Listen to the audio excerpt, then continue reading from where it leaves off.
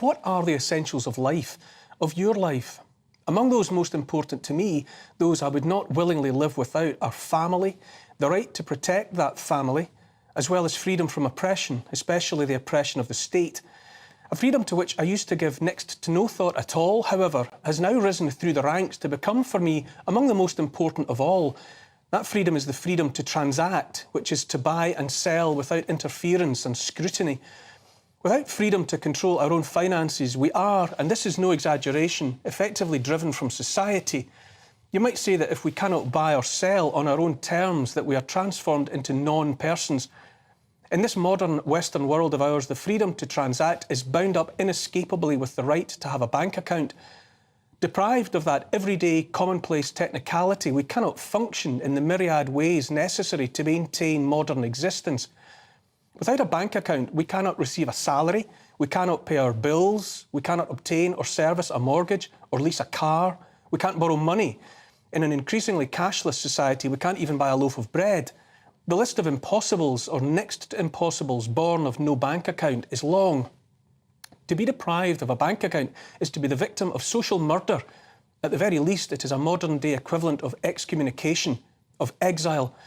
Last week, my fellow GB News presenter Nigel Farage revealed that the bank of which he has been a customer for decades has told him it's closing his accounts, that it wants nothing more to do with him. The same stricture has apparently been applied not only to Nigel, but to some of his family. Believe it or believe it not, but Nigel Farage is now the third person I know personally who has been treated thus by the banking industry in recent months. I'm also already aware of other private citizens of this country, apparently law-abiding, tax-paying citizens, some in the public eye and the majority definitely not, who have been similarly dealt with.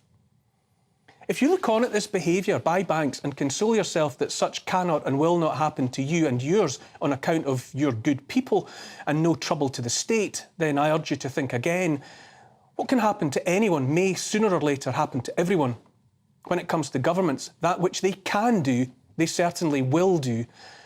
I struggle to believe this is where we are now. The social strangulation of those deemed beyond the pale for whatever reason, those identified as having been critical of the mainstream state-sponsored narrative, a malevolent and sinister behaviour in the playbook of repressive, dictatorial, authoritarian regimes is apparently standard practice here in the Britain that was once great, but that is great no longer. This treatment is being meted out to Nigel Farage, not just to make life impossible for him, but, I say, pour encourager les autres. It is a warning to one and all that holding and espousing views counter to those favoured by the authorities will no longer be tolerated.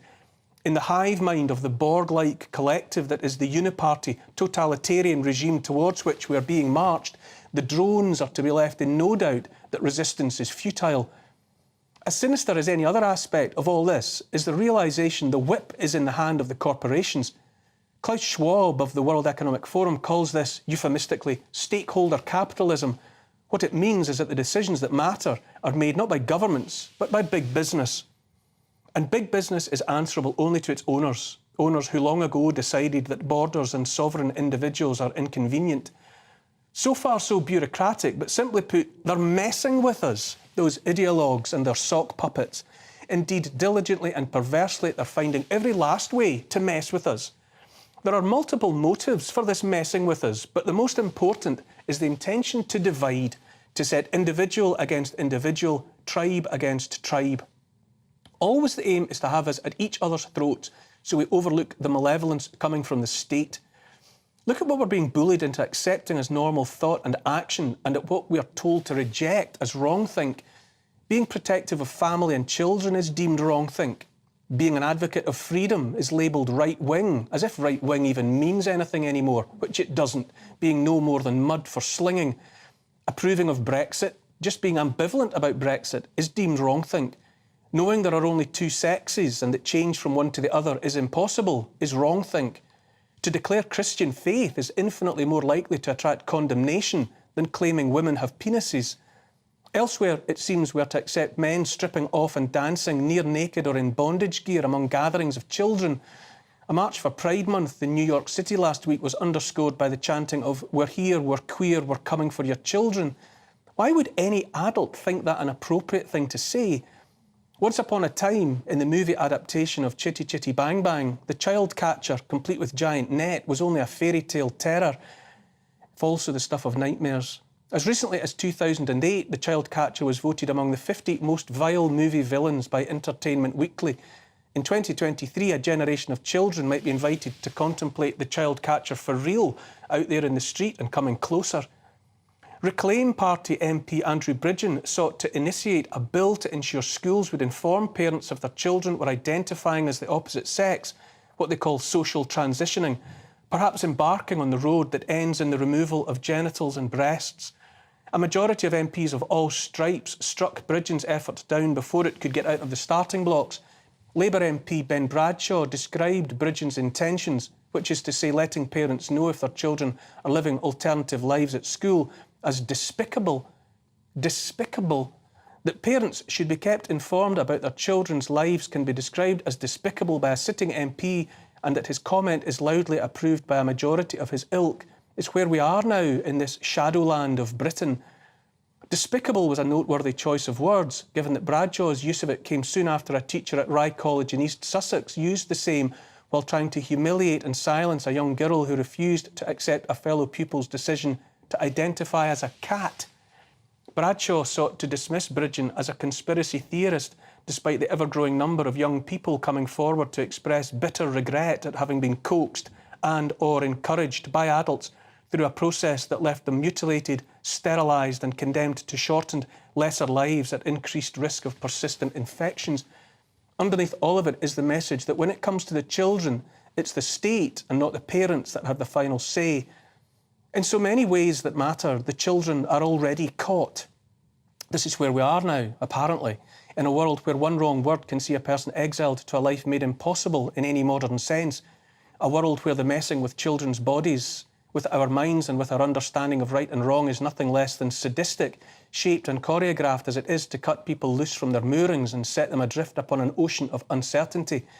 If you feel that you no longer know which way is up, then I invite you to join the club. The messing is an all-encompassing, increasingly polluting every aspect of everyday life. I read last week about how the government of the Netherlands has in recent years authorised the euthanising of otherwise healthy young people, people whose only dissatisfactions were autism or some other intellectual challenge.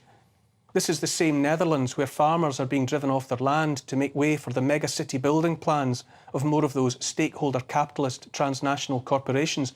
The same Netherlands where homeowners can now be coerced to sell their homes only to people with a low to medium income, which is to say the government decides who you might sell your home to and at what price. More and more, the Netherlands appears to be a petri dish for the conducting of all manner of experiments in social engineering. And what happens there, anywhere, might happen elsewhere and then everywhere. The West, in the form of NATO, driven full tilt by the US and the UK, pursues a forever war in Ukraine, shoveling hundreds of billions of dollars, pounds and euros into government coffers there in the name of defending democracy.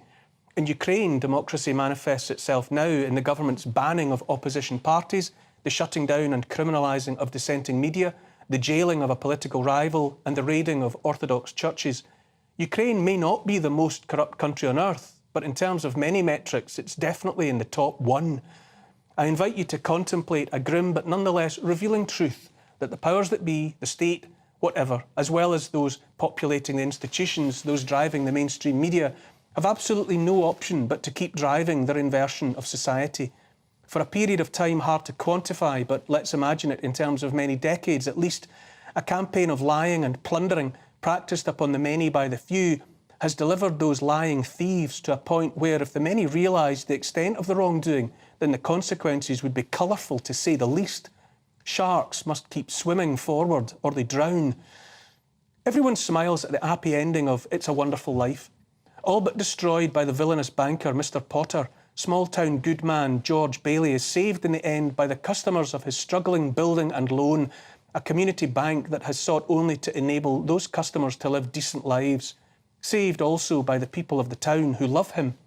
We smile and cry at the end of the story because we know it's rightful, the reassertion of the rightful order of things after time spent in a wrongful alternative.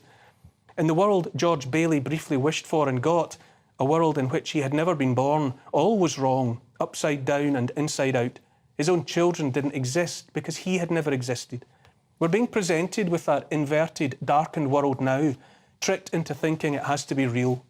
If it seems like a nightmare, then all we have to do is wake up. If we don't, then Zuzu's petals are gone forever.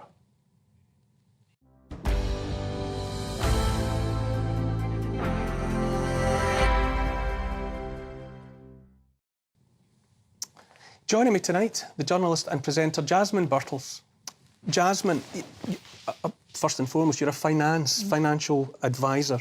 What do you make? How do you interpret what was done with Nigel Farage in the week? I think it's shocking, but it's not new. This has been going on for a while. In fact, I wrote an article last year about various organisations that had been cancelled. You had the Free Speech Union and also the charity Us For Them UK, which were cancelled by PayPal.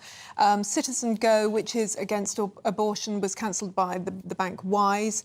There were a couple of very right-wing individuals, I can't remember their names, who were cancelled by Santander. Even the vlog Trigonometry was cancelled for a short time. Mm-hmm. So this is something that's happening more than regularly nowadays. And as you say, there are people that are not well known who are getting this against them, and it's entirely political because I mean, when you think, most banks have all sorts of people on their books, including murderers, rapists, fraudsters. They're quite happy to have that, but somebody whose political views they're not keen on suddenly is not wanted. And at the moment, the establishment is kind of left, media establishment, the establishment generally, civil service, they're kind of left of centre, so they're going for the right. But at some point, a few years' time, it'll switch again and it'll be the left-wingers who are attacked as well. I know you're not a lawyer, but it jumped out at me that surely there had to be some form of unlawfulness about a government standing by while a law-abiding, tax-paying citizen was made a non-person by a corporate entity. I mean, I know you could say, it's a private business, they can do what they like. Well, yes. This is not just being barred from a pub or put out of a supermarket. It's a good point. And we kind of discussed this back in 2008 when the banks failed, or looked like they were about to fail. Some of them did. Because I'd grown up thinking it was just a human right that you have a bank account. Apparently it's not, because they are, as you say, they're companies. You'll remember Tony Benn, Wedgwood Ben, he wanted to have a government-run bank, and we had it apparently for a short time, which then turned into Alliance and Leicester, which then was bought out by Santander, etc. It didn't work, but it could have done, I think, and it might have been a better idea. There are alternatives. That's one of the good things now. There are some alternatives. So, for example, there's a bank account called tallymoney.com, and that's all based on gold. Everything is invested in gold. And I know, because I've spoken to them, they said, whoever comes along, well, they'll talk to whoever, Well, they say that now. Yes, they say true. Until there's some form of guarantee, in whatever form. Yes. You could find yourself exiled by a corporate entity that doesn't like the cut of your jib, and that's it. Absolutely. It's absolutely right. And this is the problem when you have a sort of a mass wokery at the moment, where all the businesses have people, I think it's people in their 20s and 30s who've decided they don't like anybody who's pro-Brexit, they don't like anybody who's anti-abortion, they don't like anybody who's, as you've mentioned, Christian, all of these sort of areas, they're very unhappy, and particularly if they're outspoken about something. And this does have to be removed, because it's simply not right to have that. If they're a criminal, that's another thing. Simply not right is a line I like and understand. We're on a break already, after which